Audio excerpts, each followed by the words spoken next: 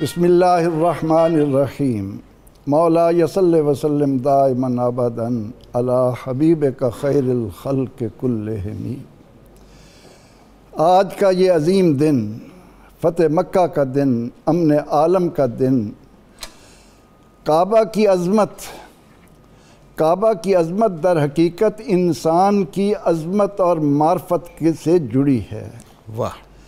جب تک کعبہ محترم رہا دنیا میں انسانیت محترم رہی۔ جب کعبے کی حرمت، کعبے کی عظمت کو پس پشت ڈالا گیا تو پوری دنیا سیاہ ہو گئی، غلاظت سے لتھڑ گئی۔ اللہ! آپ دیکھیں کہ قرآن پاک کہتا ہے اِنَّ أَوَّلَ بَيْتٍ وُضِعَ لِلنَّاسِ لَلَّذِي بِبَکَّہ۔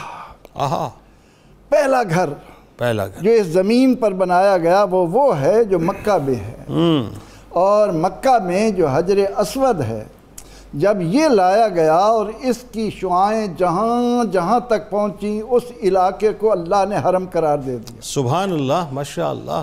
آپ کعبہ کی عظمت کے ساتھ انسان کی جو عظمت جڑی ہے اس پر نظر ڈالیں کہ اس حرم میں آپ داخل ہوتے ہی احرام باندھ لیتے ہیں، آپ امن کا پیمبر بن جاتے ہیں۔ واہ! آپ کی زبان آپ کے ہاتھ سے انسان تو کجا کسی معمولی کیڑے کو بھی تکلیف نہیں دی۔ واہ واہ! سبحان اللہ، سبحان اللہ! کعبے کی اصل حقیقت کو جاننے والا گواہی دے گا کہ در حقیقت یہ انسانیت کے لیے وہ جگہ ہے جہاں اس کو شرف ملتا ہے، کرم ملتا ہے، وقار ملتا ہے، محبت ملتی ہے، ہمدردی ملتی ہے۔ بلکہ کعبے کی عظمت ایک اور دلیل آپ ہی نے بھی فرمایا کہ دیکھیں چونٹیاں اور جانور تک محسوس کرتے ہیں کہ ان کو بھی امان کعبے کی وجہ سے مل جاتی ہے۔ جنید صاحب، انسان کو اللہ نے اپنے ہاتھوں سے بنایا ہے، اس میں اپنی روح پھونکی ہے۔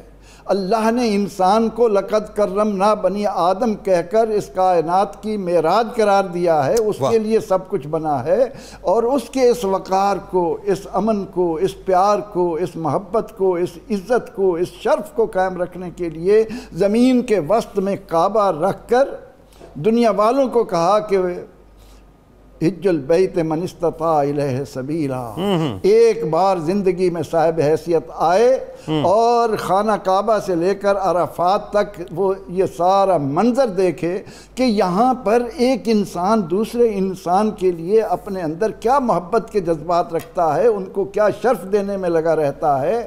طوفان نوح میں جب یہ خانہ کعبہ پانی میں بہہ گیا، خانہ کعبہ کیا بہا، نوح علیہ السلام کی بدبخت قوم نے بت پرستی کی آلودگی سے پوری کائنات کو آلودہ کر دیا۔ اب ابراہیم علیہ السلام جس وقت آئے تو آپ دیکھیں کہ اس وقت نمرود کو پوری روئے زمین پر حکمرانی حاصل ہے، لیکن چاروں طرف غلاظت ہے، انسان دشمنی ہے، جن کے پاس وسائل ہیں ان کا کام ہے دوسروں کو محکوم بنائیں، ان پر حکم چلائیں، ان کے حقوق کو غصب کریں۔ ابراہیم علیہ السلام کو حکم دیا گیا کہ آئیے یہاں خانہ کعبہ تعمیر کیجیے۔ اب ابراہیم علیہ السلام وہ کیا منظر ہوگا، اذ یرفع ابراہیم القواعد من البیت و اسماعیل۔ اللہ کے دو ایسے پیارے بندے ابراہیم اور اسماعیل کی صورت میں وہ اس کی بنیادیں اٹھا رہے ہیں۔ سبحان اللہ! خانہ کعبہ کی بنیادیں نہیں اٹھ رہی تھیں، انسانیت تعمیر ہو رہی تھی۔ سبحان اللہ، ماشاءاللہ! انسان کو شرف دیا جا رہا تھا، ماشاءاللہ! اور جب وہ گھر تعمیر ہوا تو اللہ تعالیٰ نے ابراہیم علیہ السلام کو حکم دیا کہ نادِ فی الناس بالحج، لوگوں کو حج کے لیے آواز دو۔ اب ایک انسان، اس کی آواز کہاں تک جائے گی؟ لیکن اللہ رب العزت نے فرمایا کہ اے میرے خلیل، تو یہاں کھڑے ہو کر آواز دے، اس کو قیامت تک آنے والی ارواح میں اس طرح پہنچا دوں گا کہ وہ جب میری طرف مائل ہوگا تو اس کی تمنا ہوگی کہ میں جا کر امن و آشتی کا وہ گھر دیکھوں۔ اللہ اکبر! جب نبی اکرم رحمت عالم صلی اللہ علیہ وسلم آئے تو کعبہ کی عظمت کو ہم سامنے رکھیں کہ جب مشرکین مکہ نے شیطان کے بہلاوے میں آ کر اللہ کے اس گھر کو 360 بتوں سے غلیظ بنا دیا، چاروں طرف نجاستیں پھیل گئیں، تو وہ نجاست صرف کعبہ کے اندر نہیں تھی، مصر ہو، یونان ہو، فارس ہو، ایران، فارس ہو، روما ہو، جو بھی اس وقت ملک تھے، جتنی تہذیبیں تھیں ساری گندی ہو گئیں، ہر طرف انسان کا شرف مٹ گیا۔